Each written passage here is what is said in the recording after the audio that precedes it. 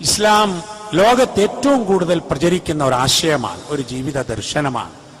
മതം എന്നോ റിലിജ്യൻ എന്നോ പറയുമ്പോഴുള്ള പാരമ്പര്യ അർത്ഥത്തിനേക്കാളേറെ ഒരു ജീവിത ശൈലിയാണത്, ജീവിതത്തിന്റെ ഒരു രീതിശാസ്ത്രമാണത്, സൽസ്വഭാവത്തിന്റെ ഒരു മാർഗരേഖയാണത് എന്ന് കണ്ടുകൊണ്ടാണ് ബുദ്ധിജീവികളും ശാസ്ത്രജ്ഞന്മാരും ചിന്തകന്മാരും രാഷ്ട്രീയ മീമാംസകരും ഒക്കെ തന്നെ ഇസ്ലാം സ്വീകരിക്കുന്നത്. ആരും ആരെയും നിർബന്ധിച്ചിട്ടല്ല, ആർക്കും ഒരു വാഗ്ദാനവും നൽകിയിട്ടല്ല. എന്താ കാരണം? ലോകത്ത് ഇന്ന് ഏറ്റവും കൂടുതൽ വായിക്കപ്പെടുന്ന ഗ്രന്ഥം ഖുർആനാണ്. ആ ഖുർആൻ ലോക ഭാഷകളിലെല്ലാം വിവർത്തനം ചെയ്യപ്പെടുകയും ചെയ്തു. ഇന്ന് നോക്കൂ, ലോകം എങ്ങോട്ടാ പോകുന്നത്? നിലനിൽപ്പ് വേണോ ലോകത്ത്? നിങ്ങൾ ദൈവത്തിലേക്ക് മടങ്ങുക എന്നത് തന്നെയാണ്. ഇസ്ലാം ഉയർത്തിപ്പിടിച്ച കാര്യങ്ങൾക്ക് നിലനിൽപ്പുണ്ട് എന്ന് ലോകം തിരിച്ചറിയുന്നുണ്ട്. 5 വർഷങ്ങൾക്ക് മുമ്പ് ലോകത്ത് സംഭവിച്ച സാമ്പത്തിക മാന്ദ്യമുണ്ടായല്ലോ, സാമ്പത്തിക മാന്ദ്യം. അമേരിക്കയിൽ പോലും വൻ ബാങ്കുകൾ, ധനകാര്യ സ്ഥാപനങ്ങൾ തകർന്നു പോയപ്പോൾ അമേരിക്കയിലും ബ്രിട്ടനിലും മലേഷ്യയിലും യൂറോപ്യൻ രാജ്യങ്ങളിലും ഫാറിസ്റ്റ് രാജ്യങ്ങളിലും ഒക്കെ തന്നെ പിടിച്ചു നിന്ന കൊച്ചു കൊച്ചു സ്ഥാപനങ്ങൾ ഇസ്ലാമിക് ഫിനാൻസ് സ്ഥാപനങ്ങളായിരുന്നു, ഇസ്ലാമിക് ബാങ്കിംഗ് സിസ്റ്റം. അതെങ്ങനെ പിടിച്ചു നിൽക്കുന്നു എന്നറിയാൻ അമേരിക്കയിലെ വളരെ പ്രമുഖരായ 3 സാമ്പത്തിക ശാസ്ത്രജ്ഞന്മാർ സൗദി അറേബ്യയിൽ വന്നു. സൗദി അറേബ്യയിൽ വന്നിട്ട് എന്താണ് ഇസ്ലാമിക് ബാങ്കിംഗ് എന്നവർ പഠിച്ചു, എന്താണ് ഇസ്ലാമിക് ഫിനാൻസ് എന്ന് പഠിച്ചു. റിയാദിൽ പത്രസമ്മേളനം നടത്തി അവർ പ്രഖ്യാപിച്ചു, ലോകത്ത് സംഭവിച്ച ഈ സാമ്പത്തിക മാന്ദ്യത്തിൽ ഇസ്ലാമിക രീതിയിലുള്ള ബാങ്കിംഗ് ഫിനാൻസ് സിസ്റ്റം നിലനിൽക്കുന്നതിന് ഞങ്ങൾ മനസ്സിലാക്കിയത് 2 കാരണമാണ്. എന്താ? ഒന്ന് അത് പലിശ വിമുക്തമാണ്, പലിശ ചൂഷണമാണല്ലോ. അപ്പൊ മനുഷ്യന്റെ അത്യാർത്തി, ആ അത്യാർത്തിയോ അവന്റെ നിർബന്ധിത സാഹചര്യമോ മുതലെടുത്ത് ഉണ്ടാക്കിയ വ്യവസ്ഥ, പലിശ വ്യവസ്ഥ, അത് മനുഷ്യത്വ വിരുദ്ധമാണ്, അതില്ലാത്തതാണ് ഇസ്ലാമിക് ഫിനാൻസ്. രണ്ടാമത്തെ കാര്യം, അത് ഊഹാപോഹങ്ങളല്ല എന്നതാ. ഇന്ന് നമ്മുടെ പല ആളുകളുടെയും ബിസിനസ് ഊഹാപോഹങ്ങളാ, വെറുതെ തോന്നുകയാണ്, അവിടെ ഇത്ര ഉണ്ട്, ഇവിടെ ഇത്ര ഉണ്ട്, അത് വളരുന്നുണ്ട്. മരിക്കുന്നത് വരെയും നയാ പൈസ അതിൽ നിന്നെടുത്ത് ഉപയോഗിക്കാൻ കഴിയാത്ത വിധമുള്ള ഒരു ധാരണ മാത്രമാണ് ഇന്ന് പല ഫിനാൻസ് സിദ്ധാന്തങ്ങളും. അമേരിക്കയിൽ നിന്ന് വന്നവരാ അവർ പറഞ്ഞത്. പക്ഷെ നമ്മുടെ ഒരു സങ്കടം എന്താണെന്നറിയോ? അമേരിക്കക്കാർക്കും ബ്രിട്ടീഷുകാർക്കും അല്ലെങ്കിൽ ജപ്പാൻകാർക്കും ഒക്കെ മനസ്സിലായി ചൂഷണമില്ലാത്ത, ഊഹാപോഹങ്ങളല്ലാത്ത ഒരു സാമ്പത്തിക സിസ്റ്റം ഉണ്ട് ലോകത്ത്. പക്ഷെ നമ്മുടെ രാജ്യത്ത് അത് നടപ്പിലാക്കുമ്പോൾ കോടതിയിൽ പോകേണ്ടി വരുന്നു. എന്താ? എല്ലാവർക്കും ഉപകാരപ്പെട്ടത് എല്ലാവർക്കും ആയിക്കോട്ടെ എന്ന് മാത്രമേ അതിലുള്ളൂ. ഇതിൽ മാത്രമല്ല, നിങ്ങൾ നോക്കൂ, ഇപ്പൊ അടുത്ത് ഏറ്റവും ചർച്ച ചെയ്യപ്പെട്ടത് ഡൽഹിയിൽ ഒരു പെൺകുട്ടി പീഡിപ്പിക്കപ്പെട്ടു. ലോകത്ത് അല്ലെങ്കിൽ ഡൽഹിയിൽ, ഇന്ത്യയിൽ ഒരു കുട്ടി മാത്രമല്ല പീഡിപ്പിക്കപ്പെടുന്നത്, ഒരുപാട് കുട്ടികൾ. പക്ഷെ എന്തുകൊണ്ടോ ഒരു പെൺകുട്ടി പീഡിപ്പിക്കപ്പെട്ടത് വലിയ ഇഷ്യൂ ആയി, രാഷ്ട്രീയ വൃത്തങ്ങൾ ഇളകാൻ തുടങ്ങി. അതിന്റെ മറുപടിയായി ആ കോടതി വിധി വന്നപ്പോൾ ആ പെൺകുട്ടിയുടെ രക്ഷിതാക്കളും ഒരുപാട് സ്ത്രീ വിമോചന പ്രസ്ഥാനങ്ങളും രാഷ്ട്രീയ നേതാക്കളും ഭരണപക്ഷത്തും പ്രതിപക്ഷത്തുമുള്ള ആളുകളും അതുപോലെ മാധ്യമരംഗത്തുള്ള പലരും ആവശ്യപ്പെട്ടു, ആ ബലാത്സംഗം നടത്തിയ ആളുകളെ വധശിക്ഷയ്ക്ക് വിധേയമാക്കണം, വധശിക്ഷയ്ക്ക് വിധേയമാക്കണം. പണ്ട് കാലത്ത് വധശിക്ഷ ഉണ്ടായിരുന്ന ചില രാജ്യങ്ങളുണ്ട്. ചില നിർബന്ധിത സാഹചര്യങ്ങളിൽ അനിവാര്യമായ ഘട്ടത്തിൽ വധശിക്ഷ ഖുർആനും അംഗീകരിച്ചിട്ടുണ്ട്. എന്നാൽ ഖുർആനിൽ വധശിക്ഷയുണ്ട് എന്ന് പറഞ്ഞ് ഇത്രയും കാലം ഖുർആൻ മ്ലേച്ഛമാണെന്ന് പറഞ്ഞ ആളുകൾ സ്വന്തം കുട്ടി പീഡിപ്പിക്കപ്പെട്ടപ്പോൾ അത് വധശിക്ഷ വേണം എന്ന് പറയുന്നു. എന്താ കാരണം? അത്ര തന്നെ ഖുർആനിൽ പറഞ്ഞിട്ടുള്ളൂ. ലോകത്തെ എല്ലാവരെയും പിടിച്ച് കൊല്ലണം എന്ന് പറഞ്ഞിട്ടില്ലല്ലോ. വിവാഹമോചനമുണ്ട് ഇസ്ലാമിൽ. മറ്റൊരു ആരോപണമായിരുന്നു, വലിയൊരു ആരോപണം. കേട്ടാൽ തോന്നും എല്ലാ മുസ്ലിങ്ങളും വിവാഹമോചനം നടത്തുകയാണെന്ന്. വളരെ വളരെ വളരെ ശതമാനം എന്ന് പറയാൻ പോലും വയ്യാത്ത അത്ര വളരെ ചെറിയ ഒരെണ്ണമാണ് വിവാഹമോചനം ഉണ്ടായത്. ഇപ്പൊ നോക്കൂ, വളരെ പ്രമുഖരായ ആളുകൾ വിവാഹമോചനം നടത്തുന്നു, അത് രേഖപ്പെടുത്തുന്നു. അതിന്റെ പേരിൽ മന്ത്രിസ്ഥാനം പോലും രാജിവെക്കേണ്ടി വരുന്നു, കോടിലക്ഷങ്ങൾ ഉണ്ടാകും. ആ വിവാഹമോചനത്തിനൊരു പ്രശ്നവുമില്ല. ഞാൻ പറഞ്ഞു വരുന്നത്, അനിവാര്യ സാഹചര്യത്തിൽ വിവാഹമോചനം ഉണ്ടാകും, അത് സ്ത്രീകൾക്കും പുരുഷനും രക്ഷയായിരിക്കും എന്നതാണ് ഇസ്ലാമിലുള്ളത്. അങ്ങോട്ട് തന്നെയാണ് ലോകം തിരിച്ചു വരുന്നത്. മദ്യനിരോധത്തിന് വേണ്ടി ബഹളം വെക്കുന്നു. മദ്യം ഉമ്മുൽ ഹബായിസ് എന്ന് നബി സല്ലല്ലാഹു അലൈഹി വസല്ലം പറഞ്ഞു, തിന്മകളുടെ മാതാവ്. ഖുർആൻ അതിശക്തമായി നിരോധിച്ചു. പക്ഷേ മദ്യം വളരുന്നു. ഭരണപക്ഷത്തുള്ളവർ പ്രതിപക്ഷത്താകുമ്പോഴും പ്രതിപക്ഷത്തുള്ളവർ ഭരണപക്ഷത്താകുമ്പോഴും പിന്നെ നടക്കുന്ന ഇലക്ഷന് വോട്ട് ചോദിച്ചു വരുമ്പോൾ പറയും ഘട്ടം ഘട്ടമായി മദ്യം നിരോധിക്കുമെന്ന്. കേൾക്കാൻ തുടങ്ങിയിട്ട് ഒരുപാട് കാലമായി. ഒരു ഘട്ടം ഘട്ടവുമില്ല. ഇനി ഇപ്പോഴിതാ സൂപ്പർ മാർക്കറ്റിൽ മദ്യം ലഭിക്കാൻ പോകുന്നു എന്നാ പറയുന്നത്. നേരത്തെ ആരും കാണാതെ കള്ളുഷാപ്പിൽ പോയിരുന്നു ആളുകൾ. പിന്നെ വിദേശ മദ്യഷാപ്പ്, ഫോറിൻ ലിക്കർ എന്ന് പറഞ്ഞപ്പോൾ അല്പം മാന്യതയുണ്ടെന്ന നിലക്ക് ആള് കാണത്തന്നെ വരി നിൽക്കാൻ തുടങ്ങി. ഇനി അതിനൊന്നും സമയമില്ലെങ്കിൽ സൂപ്പർ മാർക്കറ്റിൽ പോയി നമ്മൾ ഭക്ഷ്യവസ്തുക്കൾ ഇരിക്കും പോലെ വരുന്നു. ഇനി നാളെ പിറ്റേന്ന് ഹോം ഡെലിവറി ഫോൺ ചെയ്ത് പറഞ്ഞാൽ വീട്ടിലെത്തും. ഇന്ന് നോക്കൂ നിങ്ങൾ, ഇന്ത്യയുടെ അതിർത്തി കാക്കാൻ വേണ്ടി ജീവിതകാലം മുഴുവനും കഠിനാധ്വാനം ചെയ്ത് സർക്കാർ ശമ്പളം പറ്റിയ വിമുക്ത ഭടന്മാർക്ക് ഇപ്പോഴും അവരുടെ റേഷനിൽ മദ്യമുണ്ട്. നമ്മൾ അറിയണം. ഇതുകൊണ്ടൊരു ലോകം നിലനിൽക്കുമോ? ഒരു രാജ്യം നിലനിൽക്കുമോ? ഒരു നാട് നിലനിൽക്കുമോ? ഇല്ലല്ലോ, നിലനിൽക്കില്ല. തിരിച്ചു വരണം. ഇന്നമൽ ഹംറു വൽ മൈസിറു വൽ അൻസാബു വൽ അസ്ലാം റിജ്സും മിൻ അമലി ശൈത്താൻ. ഇതൊക്കെ റിജ്സും മിൻ അമലി ശൈത്താന. മദ്യപാനവും ചൂടാട്ടവും അതുപോലെ അള്ളാഹു അല്ലാത്തവരുടെ പേരിൽ അറുക്കപ്പെടുന്ന വസ്തുക്കളും ഈ സാധനങ്ങളൊക്കെ തന്നെ ഭാഗ്യപരീക്ഷണത്തിൽ ഉപയോഗിക്കുന്ന സാധനങ്ങളും ഒക്കെ തന്നെയും പിശാചിന്റെ മാലിന്യമാണ്. അത് നിങ്ങൾ ഫഹൽ അൻതും മുൻതഹൂൻ, നിർത്തുന്നുണ്ടോ എന്നാ ഖുർആന്റെ ചോദ്യം. നിർത്തുന്നുണ്ടോ? നിർത്തി എന്ന് പറയുന്നോ നമ്മൾ രക്ഷപ്പെടും. ഇൻതഹൈന ഇൻതഹൈന. മദീനയിൽ അങ്ങനെ പ്രഖ്യാപിച്ചോടുകൂടി അവിടെയുള്ള മദ്യമൊക്കെ ഒഴുക്കിക്കളയുകയും മദ്യക്കോപ്പകൾ ഒഴുകിപ്പോവുകയും ചെയ്തു എന്ന് ചരിത്രത്തിലുണ്ട്. ഇസ്ലാമിന്റെ ഏത് നിയമത്തിനാണ് പ്രസക്തി ഇല്ലാത്തത്? അനന്തരാവകാശ നിയമം. ഈയിടെ കേരള ഹൈക്കോടതിയുടെ പ്രമുഖനായ ഒരു ജസ്റ്റിസ് കോഴിക്കോട്ട് വെച്ച് പറഞ്ഞു. എന്താ പറഞ്ഞതെന്നറിയോ? അനന്തരാവകാശ നിയമത്തിൽ ഏറ്റവും നല്ല നിയമം ഇസ്ലാമിൻ്റെതാണെന്ന്. ഒരാൾ ആരൊക്കെ അയാളെ സംരക്ഷിക്കണമോ അവർക്കാണ് ഈ സ്വത്തിന്റെ അവകാശം വരുന്നത്. ചില സമൂഹങ്ങളിൽ പിതാവിന് അവകാശമില്ല, പിതാവ് പാവമാണെങ്കിലും. ചില സമൂഹങ്ങളിൽ ഭാര്യക്ക് അവകാശമില്ല. അതൊക്കെ മാറ്റിയിട്ട് എല്ലാവർക്കും ബന്ധപ്പെട്ട ആളുകൾക്കൊക്കെ അവകാശം നൽകുന്നു. ചിലരെങ്കിലും ചോദിക്കുമല്ലോ, എനിക്ക് പെൺകുട്ടികളാണ്, ഞാൻ മരിച്ചാൽ എന്റെ സ്വത്ത് എന്റെ ജ്യേഷ്ഠനും അനുജനും പോകും, ഞാൻ ഇപ്പോൾ തന്നെ കുട്ടികൾക്ക് എഴുതി വെച്ചാലോ? അത് മണ്ടത്തരമാണ്. കാരണം എന്താന്ന് വെച്ചാൽ നിങ്ങളുടെ പെൺകുട്ടികളെ വാപ്പ പോലെ നോക്കാനും സംരക്ഷിക്കാനും അള്ളാഹു നിശ്ചയിച്ചിട്ടുള്ളത് നിങ്ങളുടെ ജ്യേഷ്ഠനെയും അനുജനെയും ഒക്കെയാണ് നിങ്ങളുടെ അഭാവത്തിൽ. ഇനി അവർ നോക്കുന്നില്ലെങ്കിൽ അത് പടച്ചവനും അള്ളാഹുവും ഇവരും തമ്മിലായിക്കൊള്ളും. സ്വത്ത് അടിസ്ഥാനപരമായി അള്ളാഹുവിൻ്റെതാ. ഒരാളുടെ മരണത്തോടുകൂടി അത് അതിന്റെ അടിയാധാരത്തിലേക്ക് തിരിച്ചു പോവാ. പിന്നെ അത് എങ്ങോട്ട് വരുന്നു എന്നത് അള്ളാഹ് നിശ്ചയിച്ചതാ. ആ നിയമമാണ് ഏറ്റവും കാലികം എന്ന് നമ്മൾ മനസ്സിലാക്കണം. സ്ത്രീകളുടെ സുരക്ഷയ്ക്കാണെങ്കിലും കുട്ടികളുടെ സുരക്ഷയ്ക്ക് വേണ്ടിയാണെങ്കിലും മുതിർന്ന പൗരന്മാരുടെ സുരക്ഷയ്ക്ക് വേണ്ടിയാണെങ്കിലും ഒക്കെ ഇസ്ലാമിൽ നിയമങ്ങളുണ്ട്. മുതിർന്ന പൗരന്മാരെ കുറിച്ച് പറയുമ്പോൾ ഒരു വാക്കുകൂടി പറയേണ്ടതുണ്ട്. ഒരു അമ്മ മരിച്ചിട്ട് 4 മാസം കഴിഞ്ഞിട്ടാണ് മകനും മകളും അറിഞ്ഞത്. ഒരു 1.5 മാസം മുമ്പ് നമ്മുടെ മലയാള പത്രത്തിൽ വന്ന വാർത്തയാണ്. കേരളത്തിന്റെ സാംസ്കാരിക തലസ്ഥാനം തൃശ്ശൂരിനടുത്താ സംഭവിച്ചത്. അമ്മ സ്വന്തം ഒരു ഫ്ളാറ്റിൽ കഴിയുകയായിരുന്നു.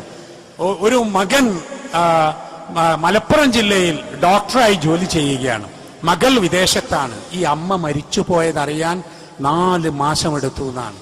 നോക്കൂ, എത്രയാണ് അവരുടെ ബന്ധം, എന്തൊക്കെയാണ് ജീവിതം. ഇന്ന് നമ്മൾ അനുഭവിക്കുന്ന ഒരു വലിയ പ്രശ്നം, നമ്മുടെ കുഞ്ഞുങ്ങൾക്കൊക്കെ വിദ്യാഭ്യാസമായി, ജോലിയായി, ബിസിനസ്സായി ഒക്കെയായി അവർക്കെല്ലാത്തിനും സൗകര്യമുണ്ട്. ഭാര്യയോടും കുട്ടികളോടും കൂടി യാത്ര പോകാൻ ഒഴിവുണ്ട്. അവർക്ക് സുഹൃത്തുക്കളുടെ കൂടെ സല്ലപിക്കുവാൻ സമയമുണ്ട്. ബിസിനസ് കേന്ദ്രങ്ങൾ വളർത്താൻ വേണ്ടിയിട്ട് അവർ ശ്രമിക്കുന്നുണ്ട്. ആകെ സമയമില്ലാത്തത് വാപ്പയുടെയും ഉമ്മയുടെയും അടുത്ത് വരാനാണ്. ഇതൊരു സങ്കടമാണ്. അത് മക്കളെ നിങ്ങൾ തിരിച്ചറിയും. നിങ്ങൾ പ്രായമുള്ളവരാകുമ്പോഴേ അന്ന് നിങ്ങൾക്ക് മനസ്സിലാകും ഞാൻ പണ്ട് ചെയ്തതിന്റെ മറുപടിയാണ് ഇപ്പോൾ കിട്ടുന്നത് എന്ന്. ഏറ്റവും വലിയ സ്വത്ത് ഒരു കുട്ടിയെ സംബന്ധിച്ചിടത്തോളം തന്റെ മാതാവും പിതാവുമാണ്. അവരുടെ സന്തോഷം നമ്മുടെ സന്തോഷം, അവരുടെ ദുഃഖം നമ്മുടെ ദുഃഖം പോരാ. നബി സല്ലല്ലാഹു അലൈഹി വസല്ലം പറഞ്ഞ് അവരുടെ സന്തോഷം അള്ളാഹുവിന്റെ സന്തോഷം, അവരുടെ കോപം അള്ളാഹുവിന്റെ കോപം ആകുമെന്നാണ്. നമ്മൾ സൗകര്യമുള്ള വീടൊരുക്കി കൊടുത്താലും ആവശ്യത്തിന് പണം നൽകിയാലും ഇനി നോക്കാൻ കഴിയാത്ത സൗകര്യങ്ങളിൽ ഏറ്റവും നല്ല സീനിയർ സിറ്റിസൺ ഹോമിലേക്ക് പറഞ്ഞയച്ചാലും ഒന്നും തന്നെ ആ സ്നേഹമാവില്ല എന്ന് നമ്മൾ അറിയണം. ഇസ്ലാം അതിന് വലിയ സ്ഥാനം നൽകിയിട്ടുണ്ട്. മനുഷ്യന്റെ ത്വര വളരെ വലുതാണ്. ഉണ്ടാക്കണം, ആനന്ദിക്കണം, ഉയരണം, നല്ലത് തന്നെ. പക്ഷെ അത് ഹലാലാവണ്ടേ. ഇന്ന് ലോകത്തെ ഏറ്റവും വലിയ പ്രശ്നം പരിസ്ഥിതി പ്രശ്നമാണ്. ഒരു വലിയ പ്രശ്നം. എന്താ പരിസ്ഥിതിയെക്കുറിച്ച് നമുക്ക് പറയാനുള്ളത്? നമുക്ക് പറയാനുള്ളത് ഖുർആനിന്റെ സമീപനം നോക്കൂ. ഖുർആനിൽ ഈ ദുനിയാവിലുള്ള എല്ലാത്തിനെ കുറിച്ചും പറഞ്ഞല്ലോ. മരങ്ങളെക്കുറിച്ച് പറഞ്ഞു, ചെടികളെക്കുറിച്ച് പറഞ്ഞു, ഇല്ലേ? എന്തിനേറെ കൊതുകിനെ കുറിച്ചും ഈച്ചയെക്കുറിച്ചും ഒക്കെ ഖുർആനിൽ ഉണ്ടല്ലോ. ഈ പരിസ്ഥിതി ഒരു ഏകകമാണത്.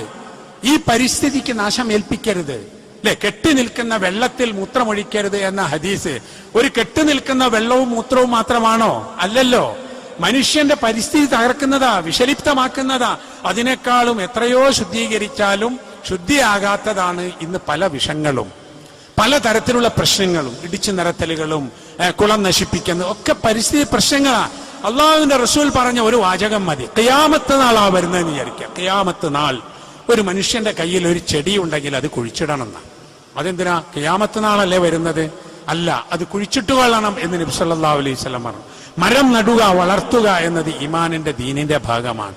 നബി സല്ലല്ലാഹു അലൈഹി വസല്ലം പറഞ്ഞു, ഒരു മനുഷ്യൻ ഒരു ചെടി കുഴിച്ചിട്ടു, ആ മരത്തിൽ നിന്ന് കായ്കനികൾ, പഴങ്ങൾ ഉണ്ടായി, അതിൽ നിന്ന് വല്ല പക്ഷികളോ മൃഗങ്ങളോ മനുഷ്യരോ ഭക്ഷിച്ചു, എന്നാൽ അത് അവന് സദഖയായിരിക്കുന്നു, പുണ്യകർമ്മമാണെന്ന്, ദാനധർമ്മമാണ്. നിങ്ങൾ കുഴിച്ചിട്ട മരം നിങ്ങളുടെ കാലത്ത് പൂക്കുകയും കായ്ക്കുകയും ചെയ്തു കൊള്ളണമെന്നില്ല. നിങ്ങൾക്ക് കുട്ടികൾക്ക് പോലും ഉപകാരപ്പെടണമെന്നില്ല. ആർക്കെങ്കിലും ആവട്ടെ, പക്ഷികൾക്കോ മൃഗങ്ങൾക്കോ മനുഷ്യർക്കോ നിങ്ങൾക്കത് സദഖയാണ്. ഇതാണ് ഇസ്ലാമിന്റെ ഏറ്റവും വലിയൊരു സമീപനം. ഇത്രയും നല്ലതാണ്, ഇത്രയും ഉപകാരപ്പെട്ടതാണ്, ഇത്രയും പുരോഗമനപരമാണ്, ഇത്രയും മനുഷ്യോപകാരമാണ് ഈ ഇസ്ലാമിലുള്ള നിയമം. ആർക്കും ഒരു ദോഷവും ഇതിലില്ല. നല്ലതേ ഇസ്ലാമിലുള്ളൂ. ഇസ്ലാമിലുള്ളതെല്ലാം നല്ലതാണ്. എല്ലാ തിന്മയും ഇസ്ലാമിക വിരുദ്ധമാണ്. ഇസ്ലാമിക വിരുദ്ധമായതെല്ലാം തിന്മയുമാണ്. ഇത് മനസ്സിലാക്കിയാൽ ഒരു വർഗീയതയുടെയും ആവശ്യമില്ല, ഒരു വിഭാഗീയതയും ഉണ്ടാവുകയില്ല. ഇന്ന് നോക്കൂ, ആളുകൾക്ക് വർഗീയ വംശീയ അത് വളർന്നു വന്നിട്ട് ഉണ്ടായതെന്താ? അസവർണർക്ക് നല്ലത് ഇസ്ലാം. പണ്ട് തീയ യൂത്ത് മൂവ്മെന്റ് പ്രസിദ്ധീകരിച്ച ഒരു പുസ്തകമാണ്. കേരളത്തിൽ സവർണരുടെ ശല്യം സഹിക്കവയ്യാതെ ചില സമൂഹങ്ങൾ രക്ഷയ്ക്ക് എന്ത് വഴി എന്ന് ആലോചിച്ചു. ഒരു കൂട്ടർ പറഞ്ഞു നമ്മൾ ബുദ്ധമതത്തിൽ ചേരാം, അതൊരു രക്ഷാമാർഗമാണ്. ചിലർ പറഞ്ഞു നമ്മൾ ക്രിസ്തു മതത്തിൽ ചേരാം, അതൊരു രക്ഷാമാർഗമാണ്. ചിലർ പറഞ്ഞു നമുക്ക് ഇസ്ലാം മതത്തിൽ ചേരാം. അന്ന് ആ സമൂഹത്തിന്റെ സുകുമാരനെ പോലെ അതുപോലെയുള്ള പല ആളുകളും എഴുതിയ ഒരു ഗ്രന്ഥമാണ് അസവർണർക്ക് നല്ലത് ഇസ്ലാം. അത് ആരൊക്കെയോ പ്രസിദ്ധീകരിച്ചു. ദളിത് ഫെഡറേഷൻ പ്രസിദ്ധീകരിച്ചു, വേറെ പലരും പ്രസിദ്ധീകരിച്ചു. അവസാനം ഒരു മുസ്ലിം ബുക്ക് ഷോപ്പിൽ വന്നപ്പോൾ അതും എടുത്തുകൊണ്ടുപോയി റെയ്ഡ് നടത്തുകയാണ്. അസവർണർക്ക് നല്ലത് ഇസ്ലാം എന്നല്ല, സവർണർക്കും നല്ലത് ഇസ്ലാം തന്നെയാണ്. ഗാന്ധിജി പറഞ്ഞിട്ടുണ്ടല്ലോ ഇസ്ലാം നല്ലതാണ്. ഗാന്ധിജിയേക്കാൾ വലിയൊരു സവർണൻ നമ്മുടെ നാട്ടിലുണ്ട്. രാമകൃഷ്ണ റാവു മുഹമ്മദ് എന്ന പേരിൽ ഒരു പുസ്തകം എഴുതിയിട്ടുണ്ട്. ആ പുസ്തകം എഴുതിയ ആള് ഇവിടെ ഭീകരതയുണ്ടാക്കിയിട്ടില്ല. വള്ളത്തോളിന്റെ ഒരു കവിതയുടെ പേര് അള്ളാഹു എന്നാണ്. കുമാരനാശാൻ ഇസ്ലാമിന്റെ ആ സമത്വത്തെക്കുറിച്ച് പറഞ്ഞെടുത്ത് അവിടെ അതിനു മുമ്പ് പറഞ്ഞത് എന്താണെന്നറിയോ? അതിനു മുമ്പ് പറഞ്ഞത് ആളുകൾ തമ്മിലുള്ള ഐക്യത്തെക്കുറിച്ചാണ്. തൊട്ടുകൂടാത്തവർ, തീണ്ടിക്കൂടാത്തവർ, ദൃഷ്ടിയിൽപ്പെട്ടാലും ദോഷമുള്ളവർ എന്നിട്ട് പറയുന്നത് ഇസ്ലാമിനെ സംബന്ധിച്ചിടത്തോളം അവര് ഏക മനസ്സോടുകൂടി ഒന്നിച്ചു ജീവിക്കുന്നു എന്നാണ്. സരോജിനി നായിഡു ഒരു പുസ്തകം എഴുതിയിട്ടുണ്ട്, ബ്യൂട്ടി ഓഫ് ഇസ്ലാം എന്നാണ് അതിന്റെ പേര്, ബ്യൂട്ടി ഓഫ് ഇസ്ലാം. ഇതിപ്പോ സരോജിനി നായിഡു എഴുതിയ ഈ പുസ്തകവും രാമകൃഷ്ണ റാവുവിന്റെ പുസ്തകവും അതുപോലുള്ള പുസ്തകങ്ങളൊക്കെ നമ്മുടെ ബുക്ക് ഷോപ്പിൽ വെച്ചാൽ അതും എടുത്തുകൊണ്ടു പോകുമോ? ഉണ്ടെങ്കിൽ നാം ഭയപ്പെടേണ്ട ഒരു കാര്യം, ഒരു ഗൂഢാലോചന മുസ്ലിങ്ങൾക്കെതിരിൽ നടക്കുന്നു എന്നാണ്. അതിവിടെ മാത്രമല്ല, നിങ്ങൾ നോക്കൂ, ലോകാടിസ്ഥാനത്തിൽ ഈജിപ്തിലെ ഏകാധിപത്യ ഭരണത്തിനെതിരെ ആ നാട്ടിലെ 70% അധികം ആളുകൾ രേഖപ്പെടുത്തി ഭരണം മാറ്റിയിട്ടാണ് മുർസിയുടെ ഭരണകൂടം ഉണ്ടായത്. മുർസിയോടോ മുർസിയുടെ പ്രസ്ഥാനത്തോടോ ഒരു ബന്ധവുമുള്ള ആളല്ല ഞാൻ. പക്ഷെ അവിടെയുള്ള ഒരു കാര്യം, ജനാധിപത്യത്തിലൂടെ വന്നത് ഇസ്ലാമിക മൂല്യങ്ങൾ നടപ്പിലാക്കും എന്ന് പറഞ്ഞവരായി എന്നതുകൊണ്ടാണ് സൈന്യത്തെ കൂട്ടുപിടിച്ച് അട്ടിമറി നടത്തിയത്. എല്ലായ്പ്പോഴും ജനാധിപത്യത്തിന് വേണ്ടി പറയുന്ന ലോകരാഷ്ട്രങ്ങളുണ്ടല്ലോ. അമേരിക്കയുണ്ട്, ബ്രിട്ടനുണ്ട്, പല രാജ്യങ്ങളും. അതുപോലെ ലോകത്ത് സോഷ്യലിസം പറയുന്ന ആളുകൾ, ഇവരാരും തന്നെ ഇവിടെ നടന്ന ഈ ജനാധിപത്യത്തെ അംഗീകരിച്ച് പോകണം, ഇനി അത് പറ്റില്ലെങ്കിൽ അടുത്ത തെരഞ്ഞെടുപ്പിൽ ജനാധിപത്യത്തിലൂടെ മാറണമെന്ന് പറഞ്ഞില്ലല്ലോ. എന്താ കാരണം? അവിടെ അധികാരത്തിലേക്ക് എത്തിയത് ഇസ്ലാം അംഗീകരിക്കും എന്ന് പറയുന്ന ഒരു സമൂഹമായി എന്നതുകൊണ്ടാണ്. അതവിടെ മാത്രമല്ല, ഇവിടെയുമുണ്ട്. മുസ്ലിം പെൺകുട്ടികൾ ഈ കലാലയത്തിൽ തലമറക്കരുത് എന്ന് പറയുന്ന ചില ആളുകൾ, ആ കലാലയം നടത്തുന്ന ആളുകൾ തലമറക്കുകയും ചെയ്യുന്നു. മദർ തെരേസയേക്കാൾ ഹിജാബിലാണോ ഇവിടുത്തെ മുസ്ലിം സ്ത്രീകൾ? അല്ലല്ലോ. അവർ തലമറച്ചിട്ടുണ്ട്, വളരെ ലൂസായ വസ്ത്രം ധരിച്ചിട്ടുണ്ട്, ഫുൾ സ്ലീവില്ല കുപ്പായം ഇട്ടിട്ടുണ്ട്. ആ സമൂഹം പറയുകയാണ് മുസ്ലിം പെൺകുട്ടികൾ ഞങ്ങളുടെ സ്കൂളിൽ തലമറക്കരുത് എന്ന്. ഇതെന്താ ഇത് കാണിക്കുന്നത്? ഭീകരതയുടെ ചിത്രങ്ങൾ വരയ്ക്കുന്ന കാർട്ടൂണിസ്റ്റുകൾ താടി വെച്ച ഒരു മനുഷ്യനെ ഭീകരനാക്കുന്നു, തൊപ്പിയോ തലപ്പാവോ വെച്ചവനെ ഭീകര ചിത്രമാക്കുന്നു, പർദ്ദയണിഞ്ഞ സ്ത്രീയെ ഭീകരതയുടെ ചിത്രമാക്കുന്നു. ഇതിന്റെ പിന്നിൽ ഒരു ഗൂഢാലോചന ഇല്ലേ? ഉണ്ടല്ലോ. ഇല്ലെങ്കിൽ എന്താ? അപ്പൊ നമ്മുടെ പ്രധാനമന്ത്രി താടി വെച്ചിട്ടുണ്ട്, തലപ്പാവുമുണ്ട്. ആരും അദ്ദേഹത്തെ ഭീകരനെന്ന് പറയുന്നില്ലല്ലോ. കാറൽ മാർക്സും താടിയുണ്ട്. എത്രയെത്ര ആളുകൾ ലോകം അറിയപ്പെടുന്നു. അവരുടെ താടിക്ക് ഒരു പ്രശ്നമില്ല, മുസ്ലിങ്ങൾ താടി വെച്ചാൽ പ്രശ്നം. അവരുടെ ഹിജാബിന് പ്രശ്നമില്ല, മുസ്ലിങ്ങൾ ഹിജാബ് ധരിച്ചാൽ പ്രശ്നം. അവരുടെ തലപ്പാവിന് പ്രശ്നമില്ല, മുസ്ലിങ്ങളുടെ തലപ്പാവിന് പ്രശ്നം. ഇപ്പൊ എവിടെ എത്തിയെന്നറിയോ? ഒരു ബാങ്കിൽ അക്കൗണ്ട് തുടങ്ങണമെങ്കിൽ ഏതെങ്കിലും ഒരു തീവ്രവാദിയുടെ പേരിനോട് സാദൃശ്യമുണ്ടെങ്കിൽ ഞാൻ തീവ്രവാദിയല്ല എന്ന് ഞാൻ തെളിയിക്കണം അത്രേ. അങ്ങനെയുണ്ടോ? തീവ്രവാദി ആണെങ്കിൽ ആണെന്ന് പറയുന്നവനല്ലേ തെളിയിക്കേണ്ടത്? ആ നിയമം മനുഷ്യത്വരഹിതമാണല്ലോ. ഇപ്പൊ അജ്മൽ എന്ന് പേരുള്ള ആൾ, അജ്മൽ കസബുണ്ട്, അതുകൊണ്ട് തീവ്രവാദിയല്ല എന്ന് തെളിയിക്കണം. അഫ്ലൽ എന്ന് പേരുള്ള ഒരാൾ, അഫ്സൽ ഗുരു ഉണ്ട്, അതുകൊണ്ട് തീവ്രവാദിയല്ല എന്ന് തെളിയിക്കണം. ഇത് മുസ്ലിങ്ങൾക്ക് മാത്രം ബാധകമാകുന്നത് എങ്ങനെ? അല്ലല്ലോ. എത്ര സിഖുകാർ, എത്ര ഹിന്ദുക്കൾ, എത്ര ക്രൈസ്തവർ, എല്ലാവരും ഉണ്ടാവും തിന്മകളിൽ. തീവ്രവാദത്തിലുണ്ടാവും, മദ്യപാനത്തിലുണ്ടാവും, കൊലപാതകത്തിലുണ്ടാവും. അതൊരു മതവുമായി ബന്ധപ്പെടുത്തിക്കൂടല്ലോ. ഷബാന ആസ്മി ഇസ്ലാമിക പ്രബോധകയൊന്നുമല്ല, സിനിമാ നടിയ. അവര് പറഞ്ഞത് എന്റെ പേര് ഷബന എന്നായതുകൊണ്ട് എനിക്ക് ബോംബെയിൽ ഒരു വീട് വാടകയ്ക്ക് കിട്ടുന്നില്ല എന്നാണ്. വലിയൊരു സങ്കടമല്ലേ അത്? ആ നിലക്കായിത്തീർന്ന് നമ്മൾ തിരിച്ചറിഞ്ഞാൽ മതി, കലഹത്തിനൊന്നും പോണ്ട. ഇങ്ങനെയൊരു സങ്കടമുണ്ട് എന്ന് നമ്മൾ വേണ്ടപ്പെട്ടവരുടെ ശ്രദ്ധയിൽപ്പെടുത്തണം. അങ്ങനെ ഒന്നുണ്ട് എന്ന് നമുക്ക് തിരിച്ചറിഞ്ഞിട്ടുണ്ട് എന്ന് അവർക്കും ബോധ്യം വരണം. കാരണം ജനാധിപത്യവും മതേതരത്വവും ഒക്കെ എല്ലാവരുടെയും വലിയ കൈമുതലായി ആളുകൾ കാണുന്നതാണല്ലോ. നമുക്ക് രക്ഷാമാർഗം എന്താ? നമുക്ക് രക്ഷാമാർഗം ധർമ്മബോധം വളർത്തുക, മുസ്ലിങ്ങൾ ഇസ്ലാമിലേക്ക് മടങ്ങുക. ഇന്ന് ഏറ്റവും വലിയൊരു പ്രശ്നം, നമ്മൾ എന്തിനാ ജീവിക്കുന്നത് നമുക്കറിയാതെ പോകുന്നു. അതുകൊണ്ടാണല്ലോ, നിങ്ങൾ നോക്കൂ, അതുകൊണ്ടാണല്ലോ നമ്മുടെ ജീവിതത്തിൽ വരുന്ന ധൂർത്തും ആർഭാടവും വമ്പിച്ച പ്രശ്നമായത്. എനിക്ക് ഇവിടെ വന്നപ്പോൾ ഒരു സുഹൃത്ത്, അദ്ദേഹത്തെ ഞാൻ അഭിനന്ദിക്കുന്നു, ഒരു ലെറ്റർ കൊടുത്തയച്ചു. ബഹുമാനപ്പെട്ട മൗലവിക്കുള്ള കത്ത്. ഈ കത്തിൽ എന്താ ഉള്ളതെന്നറിയോ? എന്റെ പെൺകുട്ടിക്ക് ഭർത്താവ് വരാൻ വേണ്ടി മൗലവി ദുആ ചെയ്യണം എന്നാണ്. ഇത് ഒരാൾ കത്ത്, ഒരു പ്രതിനിധിയാണെന്ന് ഞാൻ വിശ്വസിക്കുന്നു. സ്വന്തം പെൺകുഞ്ഞുങ്ങൾക്ക്, ആ പെൺകുഞ്ഞുങ്ങളുള്ള രക്ഷിതാക്കൾക്ക് മക്കളെ വിവാഹം ചെയ്തു കൊടുക്കാൻ സാധിക്കുന്നില്ല എന്ന്. എന്താ സാധിക്കാത്തത്? ഒന്നാമതായി പണമില്ല, സ്ത്രീധനം കൊടുക്കണം, പണ്ടം കൊടുക്കണം, അവൻ ആവശ്യപ്പെടുന്നത് മുഴുവൻ കൊടുക്കണം. ഒരു സാധനവും കൊണ്ടുവെക്കാനുള്ള ഒരു വീടും ലോക്കറും ഇല്ലാത്ത മനുഷ്യരാണ് 5 പവൻ 10 പവൻ 100 പവൻ ആവശ്യപ്പെടുകയാണ്. എന്താ പരിഹാരം? അതൊരു സംഭവം ലോകത്തുള്ള അള്ളാഹു താല വേണമെങ്കിൽ മാറ്റിക്കോട്ടെ. അള്ളാഹു അങ്ങനെ മാറ്റൊന്നുമില്ല. അള്ളാഹു താല അങ്ങനെ മാറ്റൂല. ഇന്നല്ലാഹ ലാ യുഗയ്യിറു മാ ബിഖൗമിൻ ഹത്താ യുഗയ്യിറു മാ ബിഅൻഫുസിഹിം. ഒരു സമൂഹത്തിന്റെ പ്രശ്നങ്ങൾ ആ സമൂഹം സ്വന്തം മാറ്റിയാലല്ലാതെ അത് അള്ളാഹു താല മാറ്റുകയില്ല എന്ന് അള്ളാഹ് പറഞ്ഞിരിക്കുന്നു. മാറ്റിയാലല്ലാതെ മാറ്റൂല എന്നാണ്. അള്ളാഹു മാറ്റൂല, മനുഷ്യർ മാറ്റാതെ. അപ്പൊ നമുക്ക് എന്താ വഴി? എല്ലാവർക്കും വിവാഹം വേണം, ആണിനും പെണ്ണിനും. എല്ലാവർക്കും വിവാഹ സുഖമുണ്ടാകണം, എല്ലാവർക്കും കുഞ്ഞുങ്ങളുണ്ടാകണം, ജീവിത കുടുംബ സൗകര്യം ഉണ്ടാകണം. ഇതെങ്ങനെ?